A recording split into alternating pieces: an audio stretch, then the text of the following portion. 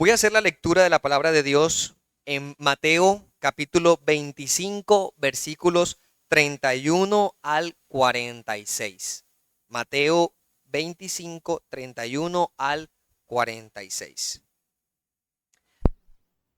Así dice el Espíritu Santo de Dios en su palabra. Cuando el Hijo del Hombre venga en su gloria y todos los santos ángeles con él, entonces se sentará en su trono de gloria y serán reunidas delante de él todas las naciones y apartará los unos de los otros como aparta el pastor las ovejas de los cabritos. Y pondrá las ovejas a su derecha y los cabritos a su izquierda. Entonces el rey dirá a los de su derecha: venid, benditos de mi Padre, heredad el reino preparado para vosotros desde la fundación del mundo. Porque tuve hambre y me disteis de comer, tuve sed y me disteis de beber. Fui forastero y me recogisteis, estuve desnudo y me cubristeis, enfermo y me visitasteis, en la cárcel y vinisteis a mí. Entonces los justos le responderán diciendo: Señor, ¿cuándo te vimos hambriento y te sustentamos, o sediento y te dimos de beber? ¿Y cuándo te vimos forastero y te recogimos, o desnudo y te cubrimos? ¿O cuándo te vimos enfermo o en la cárcel y vinimos a ti? Y respondiendo el rey les dirá: de cierto os digo que en cuanto lo hicisteis a uno de estos mis hermanos más pequeños, a mí lo hicisteis.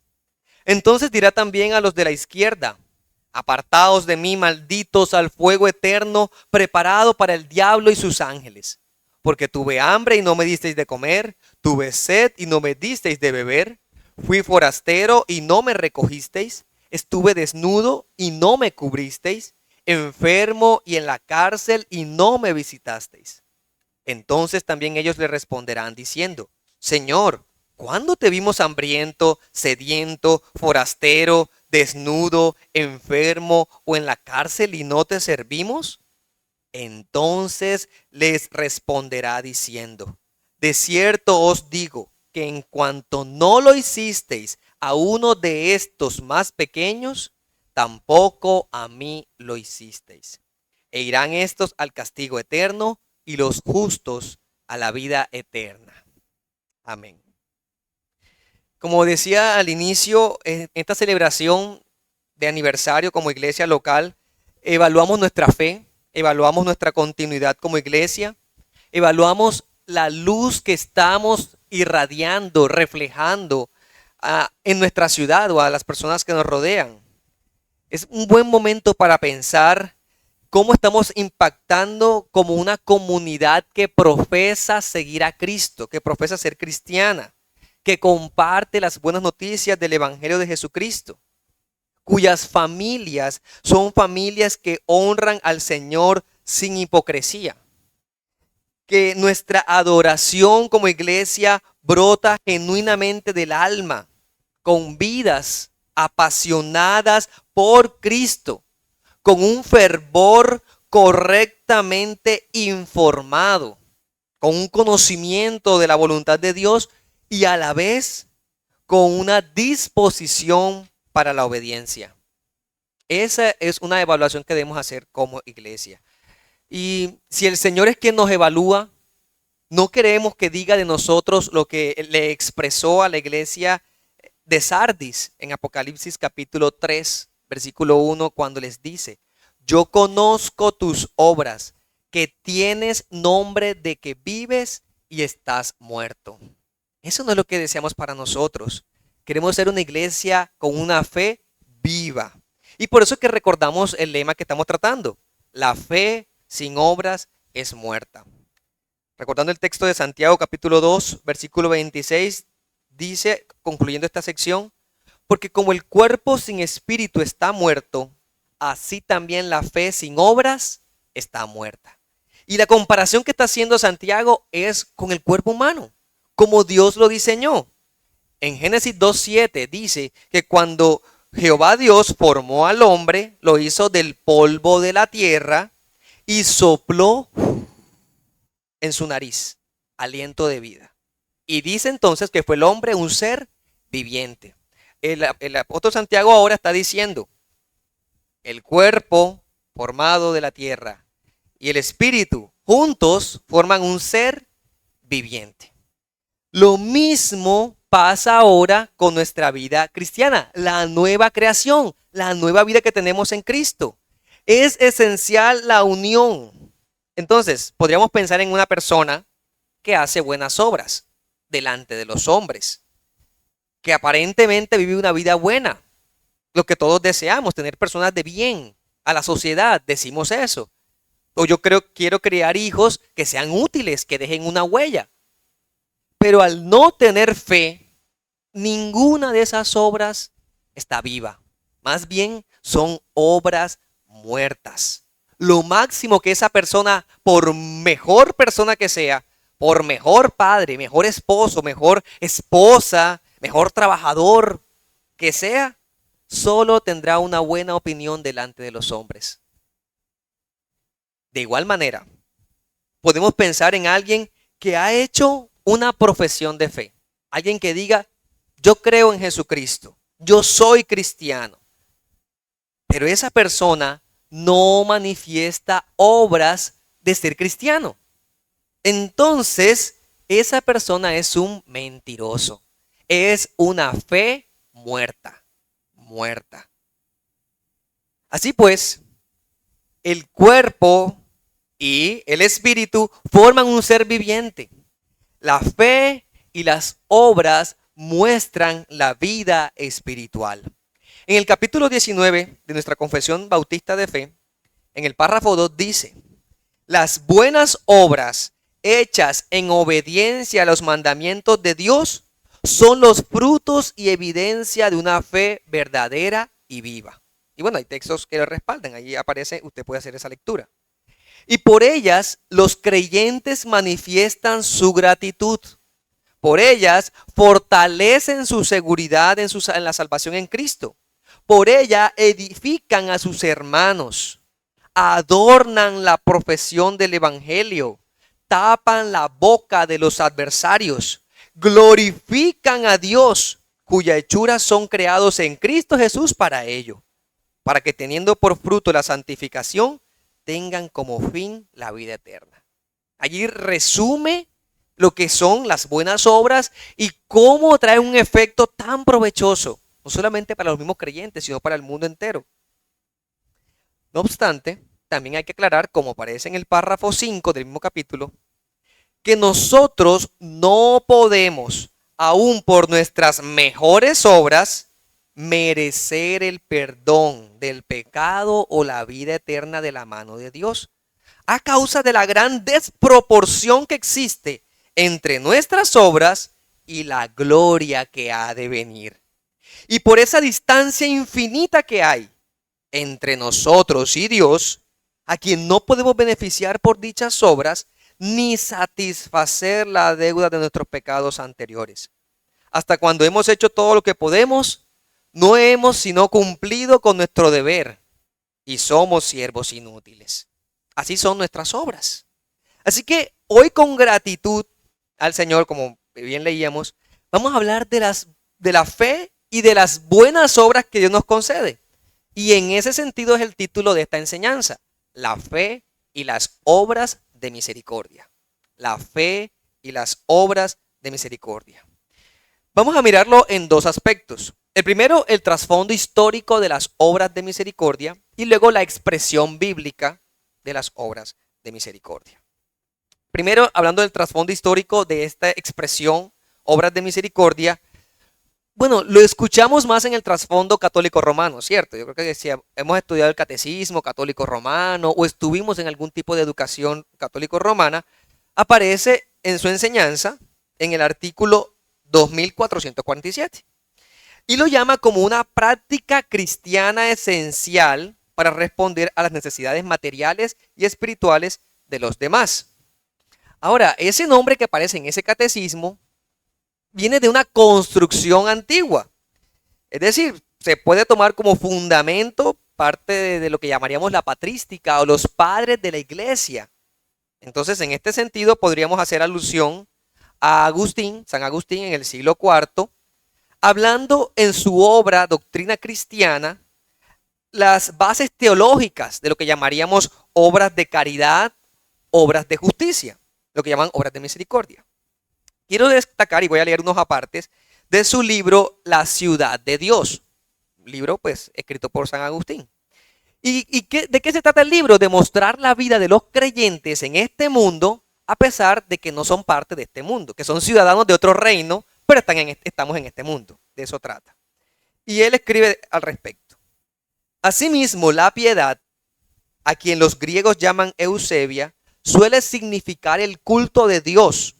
Con todo, de ella se usa cuando, como humanos agradecidos, la ejercemos con los padres y conforme al común lenguaje del vulgo, acomodamos este nombre ordinariamente a las obras de misericordia, lo cual sin duda ha procedido de que Dios manda principalmente que nos ejercitemos en ellas, las cuales dice que le agradan como sacrificios o más que sacrificios. Y bueno, aquí podríamos tomar como referencia cuando Jesús dijo en Mateo capítulo 9, versículo 13, id pues y aprended lo que significa.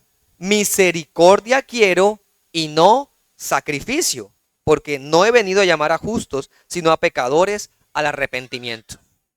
Pues Agustín, y haciendo alusión a este texto de Jesús, está hablando de que el creyente muestra la misericordia que ha recibido y no hace las obras para presentar delante de Dios en lugar de sacrificios, porque en el sistema levítico tenía que presentarse sacrificios para ser acepto delante de Dios.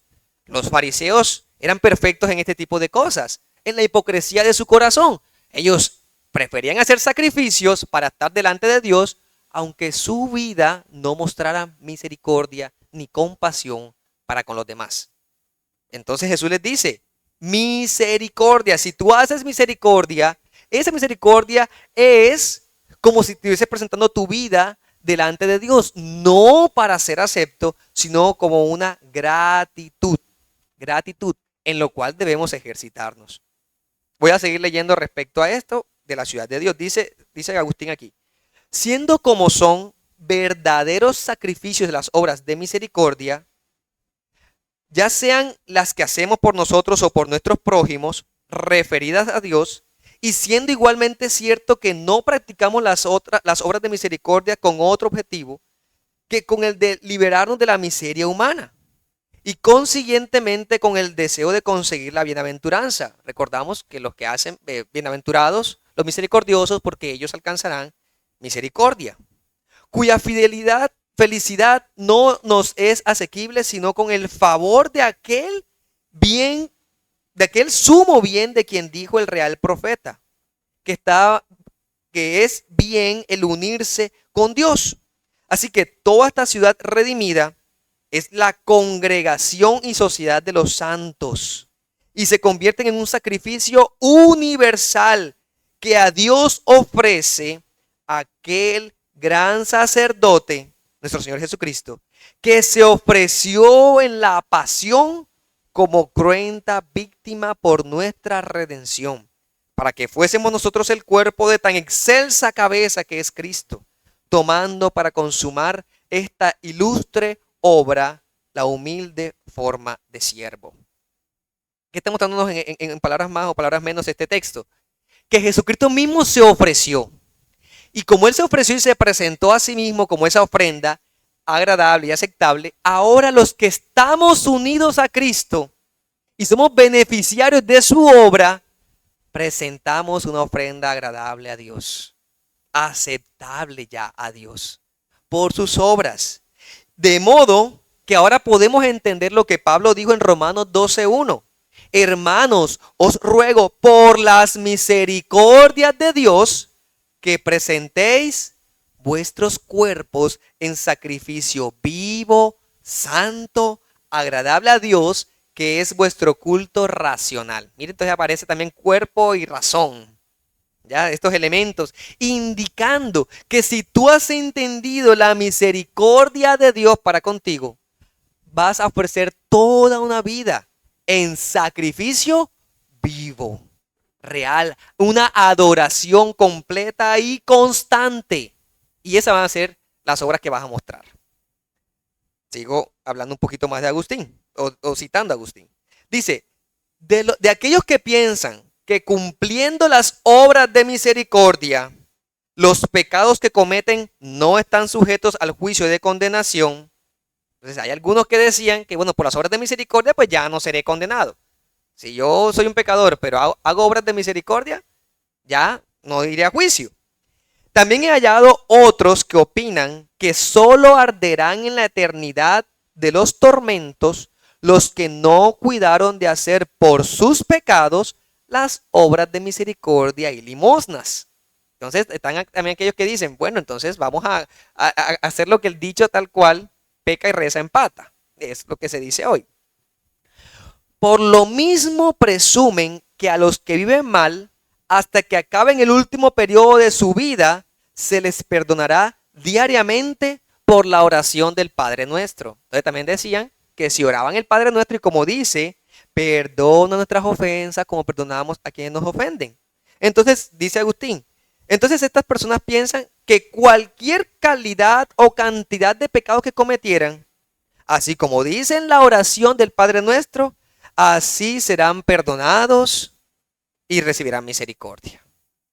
¿Qué está pasando? Agustín está mostrando el autoengaño de personas que viviendo en impiedad, evidente, pero hacen obras de misericordia, confían en que esas obras lo presentarán delante de Dios. Entonces, Agustín está poniendo ese concepto, hay que hacer obras de misericordia, ¿sí? Reflejan el carácter de Dios, reflejan la obra en nosotros, son un sacrificio vivo, pero no pueden presentarse delante de Dios como para borrar toda la maldad que hemos cometido.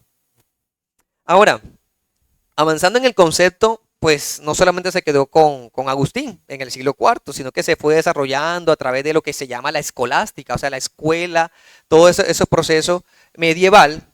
Y podemos hablar o destacar a otro teólogo que también habló al respecto y que de hecho lo sintetiza o lo organiza de una forma más clara. Y ese es Tomás de Aquino, ya hablando del siglo XIII. Él en su obra Suma Teológica presenta las obras de misericordia como parte esencial de la vida cristiana y lo llama como actos de justicia y caridad que el cristiano debe practicar para vivir según el mandato de Dios. Y en el lenguaje que usan la palabra limosna. Entonces, si usted quiere leer al respecto, lo va a encontrar como la palabra limosna a las obras de misericordia. Y esa limosna, entonces, es la que habla tanto de corporales como espirituales, que es la lista que usted puede leer en el Catecismo Católico Romano, que hay obras de misericordia corporales y obras de misericordia espirituales. Y en esa obra, Tomás habla de la importancia para el bien común y para mostrar justicia. Las espirituales, bueno, en la lista aparecen enseñar a quienes no saben, dar buen consejo, corregir a los que están en error, perdonar las injurias, consolar a los tristes, sufrir con paciencia los defectos de los demás y rogar a Dios, que en su principio aparece en Tomás rogar a Dios, hacer oraciones, pero luego le fueron añadiendo por los vivos y por los muertos. Pero eso no estaba originalmente, o por lo menos dentro del pensamiento ahí tal cual como usted lee el documento. En cuanto a las corporales, dice que son dar de comer al hambriento, dar de beber al sediento, dar posada al peregrino, vestir al desnudo, visitar al enfermo, visitar a los presos, enterrar a los difuntos. Eso dentro de la tradición católico-romana. Ahora, hablemos de los reformadores, porque si usted empieza a buscar en la teología reformada obras de misericordia, ya ellos no le llaman así, y no va a aparecer con ese título y no va a ser el énfasis. Más bien, el énfasis que hace Martín Lutero, y voy a empezar con Lutero, es la fe y la salvación por gracia y la práctica de obras de misericordia ya es la gratitud que se debe a Dios. Especialmente recordamos ese documento de las 95 tesis, que aunque no aborda, y usted como les digo, no va a aparecer todo ese tema de obras de misericordia, sí cuestiona la práctica de la Iglesia Católica con respecto a la venta de indulgencias, perdonar pecados. Y Lutero cuestiona de que cómo es posible que las obras contribuyan a la salvación, porque la salvación solo se logra por la fe, solo por la fe. Y aún así, Lutero defiende y habla en sus predicaciones y en su catecismo y todo ello, la importancia de vivir de manera piadosa, de ayudar a los demás, de mostrar atención por los demás, porque eso expresa nuestra fe. Entonces, esa es la posición correcta, adecuada. Especialmente en un documento que Lutero escribió llamado El Tratado sobre la Libertad Cristiana, él expone que el cristiano es libre de las obras de la ley para la salvación. Es decir, nosotros no podemos ser salvos por medio de las obras de la ley, pero somos a la vez llamados a servir a los demás en amor, a servir a los demás. Entonces, ahí donde hablaríamos de las obras que debemos hacer, y son de misericordia porque reflejan la misericordia de Dios. Es una respuesta al amor de Dios y no un requisito para nuestra justificación.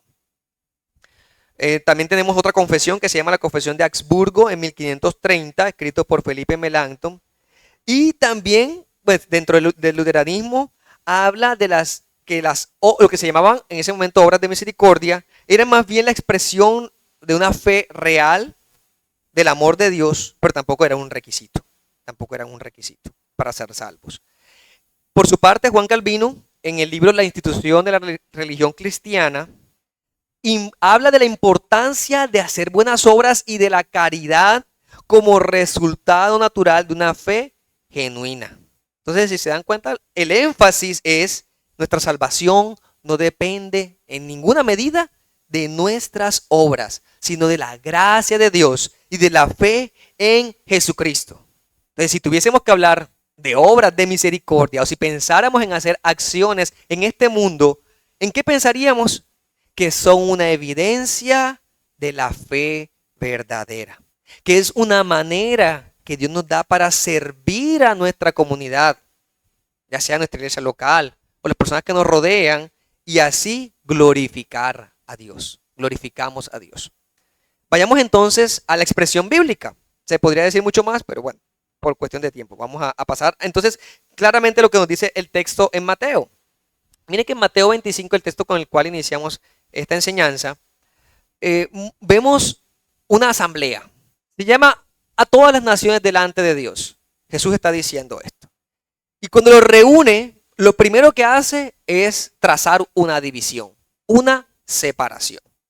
Una separación entre los creyentes y los incrédulos. Aquí lo llama las ovejas y los cabritos. Nos podemos hacer la idea. Era algo normal hacerlo en los pastores del primer siglo. Tenían todo un rebaño, podía haber ovejas y cabras, pero luego había un momento en que había que hacer la separación. Ovejas a un lado, cabritos al otro lado, por sus distintas naturalezas. Y Jesús lo está tomando para referirse a los fieles y a los incrédulos. Y entonces nos va a mostrar ahora, cuando hace esa separación, qué los distingue, cómo se caracterizan, qué evidencian por la cual están en cada uno de estos grupos. Podríamos pensar a una lectura aislada, inicial, sectorizada, podemos sacar este texto y decir, hermano, precisamente ese texto está diciendo que seremos salvos por hacer esas obras. Porque está diciendo cuando el rey les dice que ustedes me dieron de comer, ustedes me hicieron todas estas cosas y la gente, pero ¿y cuándo lo hicimos? Es como si esa fuera la razón por la cual son separados. Pero no podemos suponer eso.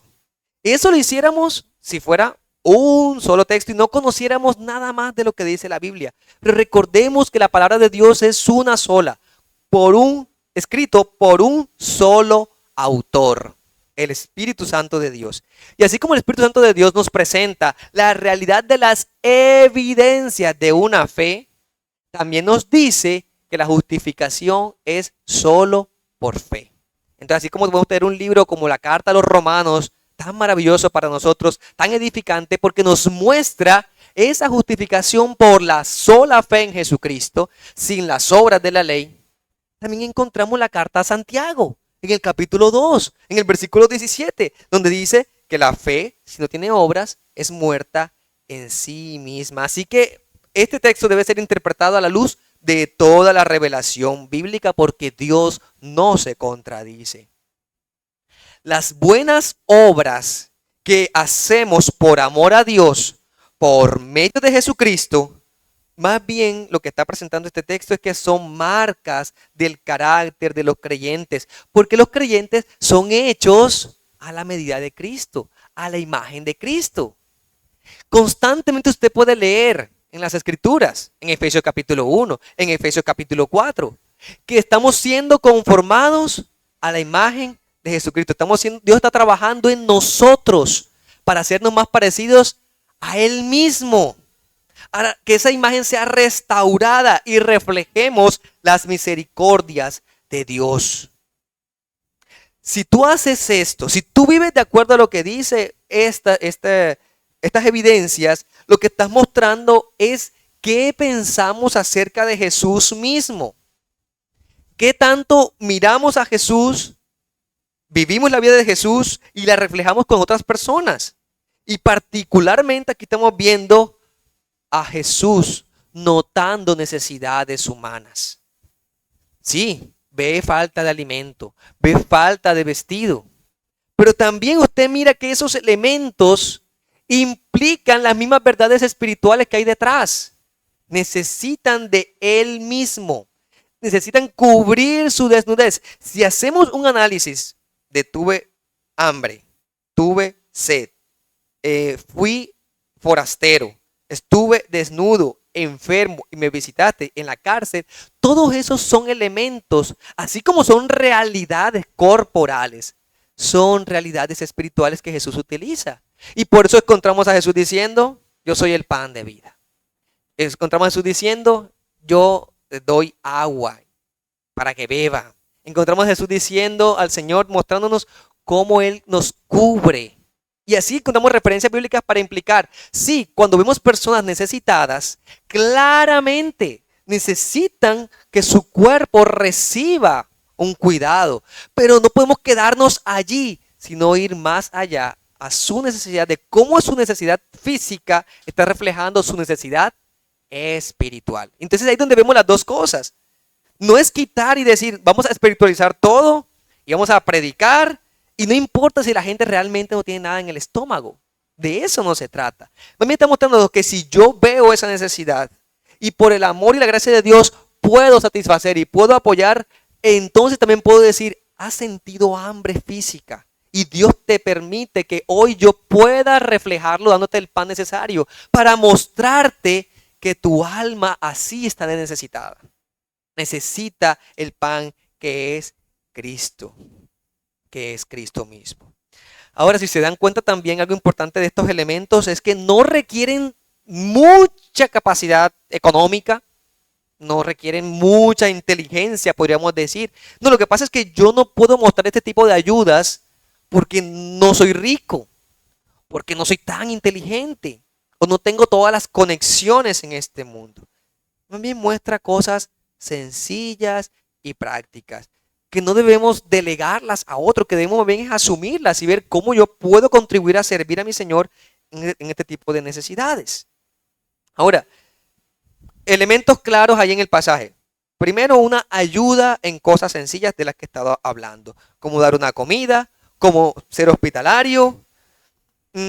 Jesús mismo dijo en Mateo 10:42, versículos anteriores, cualquiera que dé a uno de estos pequeñitos un vaso de agua fría solamente por cuanto es discípulo, de cierto os digo que no perderá su recompensa. Hasta un sencillo servicio que usted pueda prestar. Esas son obras que muestran la misericordia que estás entendiendo de parte de Dios. ¿Ya? Pensamos, bueno, sí, una casa, o podríamos pensar la sed o la desnudez, o alguien cuando está enfermo y podemos acompañarlo, animarlo, consolarlo, incluso ver si necesita para su medicamento, o algo adicional que podamos hacer, o que podemos ayudar en su hogar porque está incapacitado. O si alguien ha llegado a la prisión especialmente por causa del Evangelio de Jesucristo, o si especialmente ha caído en desgracia ante alguna circunstancia difícil. Y por eso es que esas necesidades son básicas, pero nosotros podemos de alguna otra manera contribuir a ella y mostramos ese amor, esa hospitalidad. Era como pensar incluso en que no conozco tanto a esta persona, pero aún así puedo ayudarla. Eso es derramar misericordia. Y sé que nuestro contexto social hace que prácticamente nos sea difícil dar a otros cuando pronto nos han robado, cuando han dañado, cuando han sido infieles para con nosotros. Pero el Señor no está preguntando nada de eso. Si nos dice sean sabios, si dice ejerzan discernimiento, incluso en tercera de Juan nos dice, tengan cuidado de no recibir ni llamar bienvenidos a aquellos que van en contra de la palabra de Dios y fomentan divisiones en la congregación. Hay que tener ese discernimiento, pero eso no quita el corazón misericordioso del creyente, que ve a las demás personas como con una necesidad que yo pueda contribuir y satisfacer en el nombre de Dios, por el amor a Cristo, por el amor a Cristo. Esa es la mentalidad del creyente. A pesar de todas estas cosas, el creyente confía en que el Dios misericordioso le da ese carácter misericordioso para él también tratar a los otros. Mire que por lo menos pensar en el siglo I, en los presos, y cómo no habían todo ese cuidado para con los presos, y mucha de la iglesia primitiva estuvo presa, y los hermanos iban y lo atendían, y lo cuidaban, y les animaban. Requiere un poco más de esfuerzo, pero también muestra cómo la iglesia se daba para ayudar. Y otra característica, aparte de la sencillez y de que todos podríamos participar de eso, es lo que llamaríamos ayuda desinteresada. Porque notemos la comparación entre los dos. Mire que a ambos grupos se le llaman por las mismas cosas, el mismo tipo de obras, ¿verdad? Pero la diferencia es que el primer grupo está sorprendido porque cuando hacía esas cosas no estaba pensando en qué recompensa voy a recibir.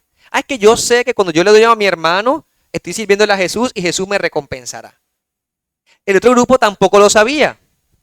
Y como el otro grupo no lo sabía, cuando vio la necesidad, prefirió mostrar cero interés. Y entonces es interesante porque la sorpresa de los justos, natural, era, o sea, yo estaba haciendo eso, realmente yo vivía de esa manera porque quería agradar a mi Señor, quería honrarle. Estoy mostrando lo que Dios ha hecho en mi vida. ¿Ya? Y por eso ellos preguntaban, ¿cuándo fue que te vimos hambriento? No nos dimos cuenta, no fuimos del todo conscientes de lo que estábamos haciendo para esta persona, era a ti. Lo hicimos con el corazón agradecido por ti, por servirte y por buscar todas las maneras de hacerlo. Es el amor que he recibido de ti, no ha sido como calculado, como premeditado. Lo que muestra es que estas personas, estos justos que hablan aquí, tienen una intimidad con el Señor, una relación con el Señor. Era la comunidad de los salvos, de los santos, de los creyentes que conocen al Señor y son movidos a misericordia y actuamos naturalmente en misericordia. Los creyentes entienden que no vinimos para ser servidos, sino que nuestro corazón es, venimos a servir, hemos sido salvos para servir al Señor y eso se va a reflejar en las otras personas. Los creyentes estamos buscando opciones de servicio. Oh, hermanos, que no pase en nosotros, y especialmente en los que hemos profesado fe en Cristo, jurado delante de Dios y de los hombres conocerle, que vemos situaciones de necesidad en otros, en la misma iglesia local, entre creyentes o incrédulos, y aún así rehusamos servir, rehusamos actuar, nos encerramos en nosotros y eso termina reflejando la condición de los cabritos, porque ellos vieron, pero no actuaron. Ellos sabían que había eso, pero no lo hicieron. Y ellos reclaman y podrían decir, porque si yo hubiese sabido que eso era para ti, me hubiese esforzado más. ¿No nos pasará eso también, hermanos? Que esperamos que el Señor nos diga, que esto es para mí, que esto sí se va a hacer visible, que esto sí va a ser reconocido. Y ahí sí, claro, yo me pongo a servir, ahí sí yo me pongo a que me vean. No, mis amados hermanos, así actúan los incrédulos. Es que te habríamos ayudado si supiéramos, que era el Hijo del Rey, el Hijo de Dios. Claro, si fuese Jesús, ¿cómo no te atenderíamos? Pero una persona corriente, que no generará ningún tipo de influencia para otros, que no me devolverá nada, pues ¿para qué? Que no tendré publicidad. Si pensamos de esa manera, lo que estaremos es pensando en méritos, apilar, llenando de méritos. No es la generosidad. Si ayudamos de esa manera, es un egoísmo disfrazado. Un corazón egoísta disfrazado de filantropía, de generosidad, de dar. Cuando lo que estoy buscando es que me vean, esa satisfacción. Que Dios entonces me vea. Ahí sí. O miren la sorpresa de esos injustos cuando el rey entonces les dice, ustedes están apartados. Parece que nos recordara ya cuando Jesús dijo en Mateo capítulo 7, versículo 22, apartados de mí, hacedores de maldad. ¿Quiénes eran los hacedores de maldad? Los que hablaban en lenguas y profetizaban, hacían milagros, hacían cosas portentosas y aparentes. Y no practicaban la misericordia.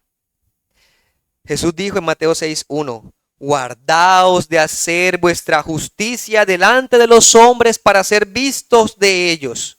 De otra manera, no tendréis recompensa de vuestro Padre que está en los cielos. Oh, gloria sea dada al Señor, porque Él pone en nosotros las obras de caridad, de justicia, de misericordia que le honran, porque Él es misericordioso. Y una gran demostración de una vida convertida por el Señor es la compasión, la mansedumbre, la humildad y el amor de Cristo reflejado con los semejantes. Miren que cuando los discípulos de Juan el Bautista fueron a Jesús a preguntar si él era el Mesías, ¿qué les contestó el Señor? Respondiendo Jesús les dijo, Mateo 11, 4, 5 y 6. Id y hacer saber a Juan las cosas que oís y veis. Los ciegos ven, los cojos andan, los leprosos son limpiados, los sordos oyen, los muertos son resucitados, a los pobres es anunciado el evangelio. Y bienaventurado es el que no haya tropiezo en mí. ¿Qué van a ver? A Jesús obrando y predicando el mensaje del evangelio, mostrando esa compasión y hablando del mensaje que restaura. Lo mismo hizo cuando fue a Nazaret y los habitantes de Nazaret que se dieron cuenta que está pasando aquí, que este hombre se para y dice, hoy se ha cumplido conmigo esta profecía, y está hablando de una profecía del Antiguo Testamento. En Lucas 4, 18 y 19 dice que el Espíritu del Señor está sobre mí, me ha ungido para dar buenas nuevas a los pobres, a sanar a los quebrantados de corazón, a pregonar la libertad a los cautivos, vista a los ciegos, a poner en libertad a los oprimidos, a predicar el año agradable del Señor. Un corazón de siervo. Eso iba a caracterizar al Mesías. ¿Y qué diríamos de nosotros? Que queremos es reflejar la vida de Cristo en nosotros, la compasión que Él nos ha mostrado. ¿A quiénes serviremos entonces? ¿De acuerdo a nuestro texto? Bueno, en primer lugar, serviremos a, como dijo Jesús, a uno de estos mis hermanos más pequeños. Que hay un énfasis inicial y marcado en los creyentes. Realmente uno de los primeros campos de acción que debemos tener para mostrar compasión y misericordia debe ser el cuerpo de Cristo, los otros creyentes, los otros hermanos. ¿Por qué? Porque Jesús está identificando con ellos. Y es común y triste escuchar personas que no confían en nadie dentro de la iglesia. No se acerquen a nadie dentro de la iglesia. Y no ven, ni ven ni reflejan amor a otros hermanos de la iglesia. Y derrochan, porque lo hacen es al resto de sus familiares impíos o a los amigos que no conocen a Cristo, menospreciando la iglesia del Señor. Y no es que no podamos hacerlo con ellos. De hecho, en Gálatas capítulo 6, versículo 10, Pablo dice, hagan el bien a todos. O sea que sí es válido y estamos llamados a servir a todos, sin distinción si es creyente o no, pero en especial a la familia de la fe. Hay una preferencia. ¿Y por qué está esa preferencia? Es que tú prefieres a él que va a tu iglesia. Lo que pasa es que ese que es creyente, que vive en el Señor, es más hermano mío que el hermano de sangre. ¿Por qué? Porque es tu hermano eterno. Porque es hijo del mismo Padre celestial. Porque ha creído en Jesucristo. Porque ha sido lavado por su sangre igual que tú. Entonces, eso hace que tú desees servirle. Yo te amo porque mi Señor te ha amado. Esa es la razón. Y usted puede decir, pero es que en la iglesia no encuentro todo ese feeling, esa conexión. Hay personas que es tan difícil, pero el Señor los amó. Les tuvo compasión de ti y de mí. Oh hermanos, si entendiéramos la compasión que el Señor tuvo contigo y conmigo, con nosotros, estaremos más dispuestos a servirnos los unos a los otros. Pero no entendemos la compasión del Señor con nosotros.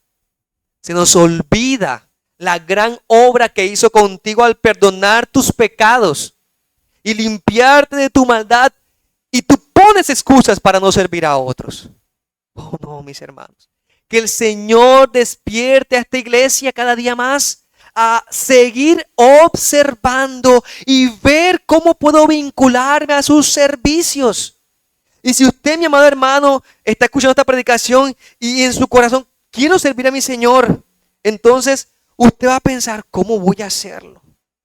Y usted va a empezar a buscar en las Escrituras, a leer en su palabra. Y el Espíritu de verdad, de santidad que mencionábamos al principio de esta predicación, te va a guiar a mostrar qué área de servicio vas a vincularte, qué área de servicio vas a procurar, porque eso va a reflejar el amor y la devoción que tienes a tu Señor, a tu Señor. Entonces encontraremos, hermanos, que más bien nos preguntarán a los pastores o a los diáconos de esta iglesia, hermanos, tengo este fuego en mi corazón porque veo tal necesidad, ¿qué puedo hacer? ¿Qué recursos? O yo tengo tal recurso, tengo tal idea. Vamos a hacer esto. De hecho, las iglesias han sido históricamente lugares de servicio a la comunidad. En épocas donde habían pestes en Europa, la casa de Lutero, con su esposa y otras comunidades atendían enfermos.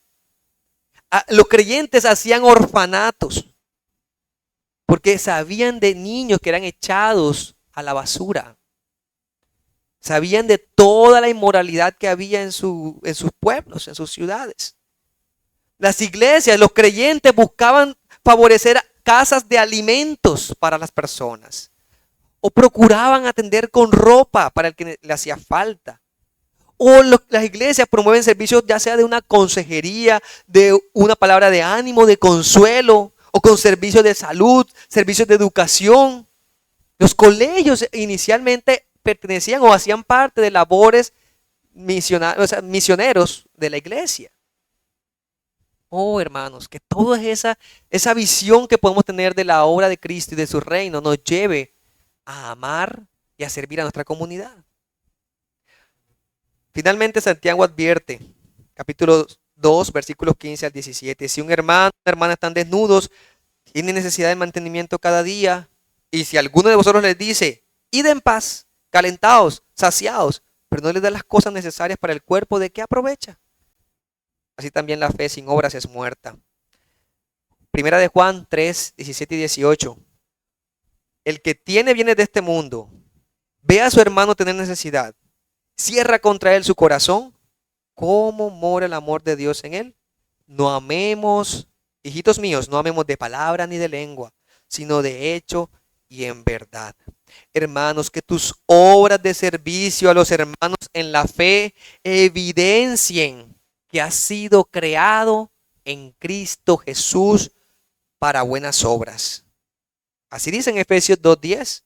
Hemos sido creados en Cristo Jesús para buenas obras, las cuales Dios preparó de antemano para que anduviésemos en ella. Eso va a mostrar que caminamos en la vida de nuestro bendito Jesucristo. Amén. Vamos a orar. Oh Señor, tú eres excelso, eres sublime, eres un Dios de misericordia. Y hoy, cuando miramos este tema y estos textos, somos movidos a humillarnos más delante de ti y a reconocer, en primer lugar, nuestro pecado, nuestro egoísmo, nuestras ganas y deseo de renombre y también nuestro propio pensar lejos de ti.